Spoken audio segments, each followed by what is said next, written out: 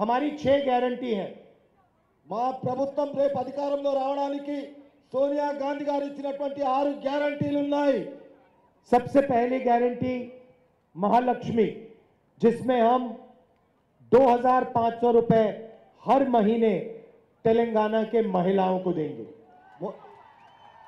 మొట్టమొదటి గ్యారంటీ నా మహిళా సోదరిమణులకు మహాలక్ష్మి పథకం ద్వారా ప్రతి మహిళకు 17-18 సంవత్సరాల నుంచి 57 సంవత్సరాల వరకు మీకు 2,500 రూపాయలు మీ అకౌంట్లోకి వస్తాయి. आज बीआरएस की सरकार में गैस सिलेंडर कितने का मिलता है? 1200 का मिलता है। 1200 का मिलता है। इसमें से आप 700 रुपए निकाल दीजिए, आपको 500 रुपए का मिलेगा। రేపు మన ప్రభుత్వం వచ్చిన తర్వాత రెండవ గ్యారంటీ 500 రూపాయలకే గ్యాస్ సిలిండర్ మీ ఇంటికి వస్తుందనేటువంటి విషయాన్ని తెలియజేస్తా ఉన్నాం. तो तकरीबन 3,000 रुपए आपके वहीं महिलाओं के वहीं बच गए। 3,000 రూపాయలు మీ కుటుంబానికి ఆదాయం వచ్చినట్టే. महालक्ष्मी महिला 500 రూపాయల गैस सिलेंडर। अब महीने में महिलाओं को बस का 2,000 रुपए तक खर्चा होता है।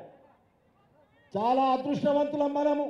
మహిళలకు రాష్ట్ర వ్యాప్తంగా ఉచిత ప్రయాణం చేయడానికి బస్సు ఫ్రీ సౌకర్యం మహిళల కొరకు కల్పించామనేటువంటి విషయాన్ని చప్పట్ల ద్వారా స్వాగతం. महालक्ष्मी स्कीम में किसी भी महिला को तेलंगाना में सरकारी बस का पैसा नहीं देना पड़ेगा, पूरा का पूरा फ्री होगा।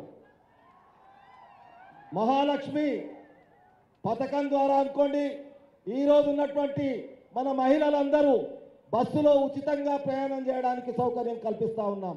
2,500 रुपए आपके बैंक अकाउंट में, 700 रुपए आपके गैस सिलेंडर के बचे और तकरीबन 2,000 रुपए आपके बस के बचे।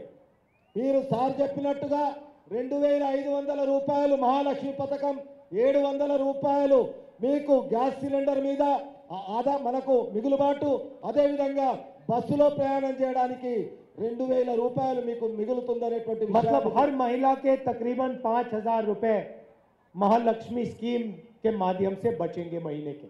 ఈ మహాలక్ష్మి స్కీమ్ ద్వారా ప్రతి మహిళకు 5,000 రూపాయల ఆదాయం ఉంటుందనేటువంటి విషయాన్ని తెలియజేస్తా ఉన్నాం. मैंने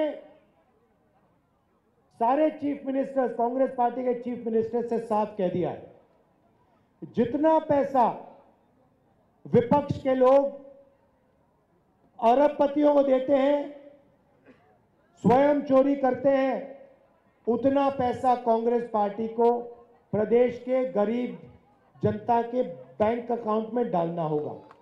ఈ రోజు రాష్ట్ర వ్యాప్తంగా కానీ దేశ వ్యాప్తంగా కానీ ఎంతమంది అయితే అధికారంలో ఉన్న వాళ్ళు ఉన్నారో వాళ్ళ డబ్బులను ఆపి పేద వర్గాలకు ఇది న్యాయం చేసే విధంగా కాంగ్రెస్ పార్టీ చేస్తుందనేటువంటి విషయాన్ని